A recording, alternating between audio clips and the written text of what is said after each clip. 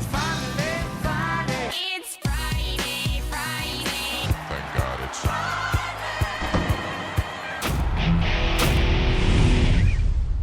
Welcome back to the Friday Show, presented by Woodbine's Twilight Racing Series. I'm Scott Jagow in studio, and as you can see by his shirt, Ray is still at Del Mar Racetrack. Ray, how is the meet treating you so far?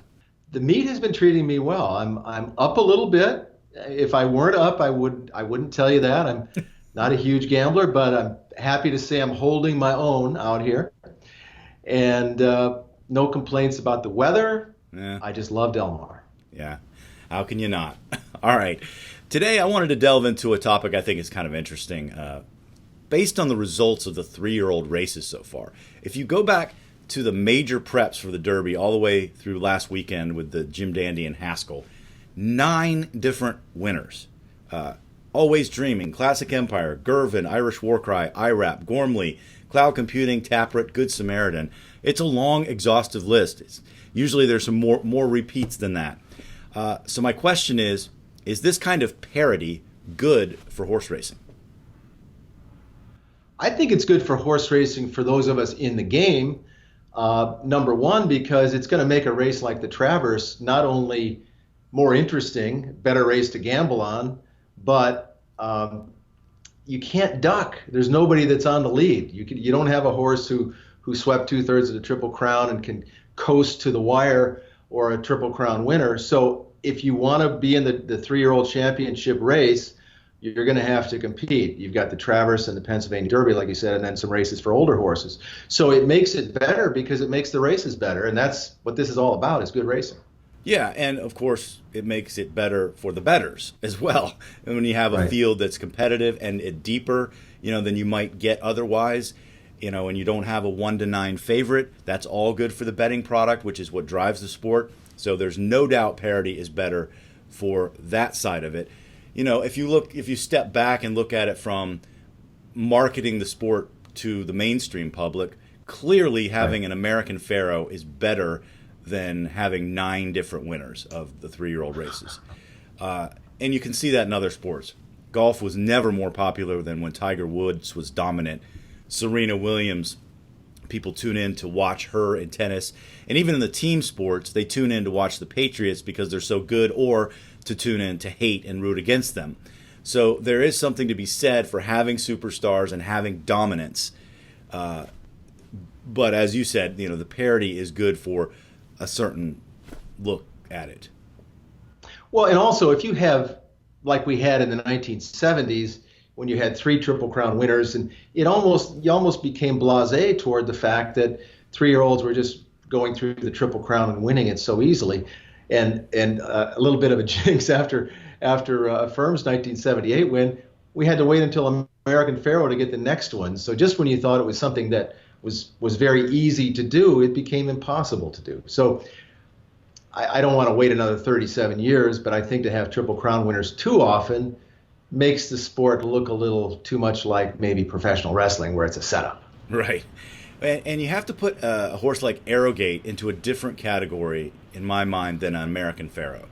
Because people tune in for the Triple Crown when they don't tune in for anything else. They don't know Arrogate because he didn't go through the Triple Crown, even though he's had a lot of success winning the big races that we all know about, Dubai and the Pegasus World Cup and the Breeders' Cup Classic.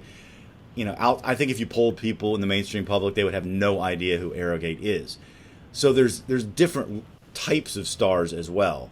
And you look at the attendance for the San Diego Handicap Day at Del Mar, it was about 16,000 people there. Right.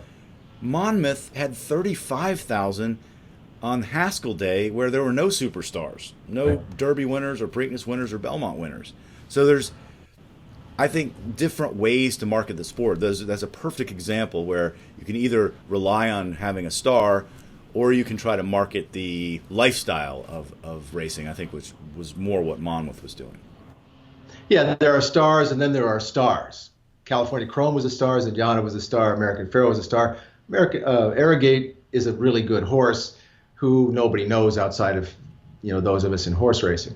So, but with Monmouth Park, they market that day. It's their biggest day of the year. It doesn't really matter who's in the race. It matters to them in terms of betting, and they had a good betting race with a field they ended up with. But it's their big day. At Del Mar, the San Diego Handicap just is the opening Saturday of the meeting. It's a few days after the big opening day. It's nothing that they really market. They do market the Pacific Classic, which is where Arrogate will go next, and that's a day that they have some great years for that. They have some good years for that and some so-so years for that. This year is going to be fun because Arrogate's going in it, and all of a sudden we have a horse who looks maybe a little susceptible. The way he ran in the San Diego, you have to think he's beatable. And so the Del Mar can market as their big race, and they can also throw in, will the world's number one horse bounce back from his recent defeat? So they do have something to kind of put out there as a good storyline. Yeah, and I don't think we need a superstar every single year in racing. They retire early. First of all, it's hard to keep them. What I think is you just need to appreciate them when they're around. So a Zenyatta, and they come in different forms. Zenyatta's an older mare. Wise Dan dominated the turf division. Songbird as a young filly. So they can come in different forms. It's not just 3-year-old colts. But when they are around in racing, as fans, we certainly should appreciate them and appreciate them for what they are, which is a gift to the sport. But you're not going to always have that. You're just not. Well, and the horses, the Wise Dans and Yattas, California Chrome, are horses that were in the limelight for several years. And that's the one thing that's missing with Triple Crown horses. If you're too good, you're retired at the end of your 3-year-old year, and it's on to the next crop and see who comes out of that one. And that's not really good for the sport either.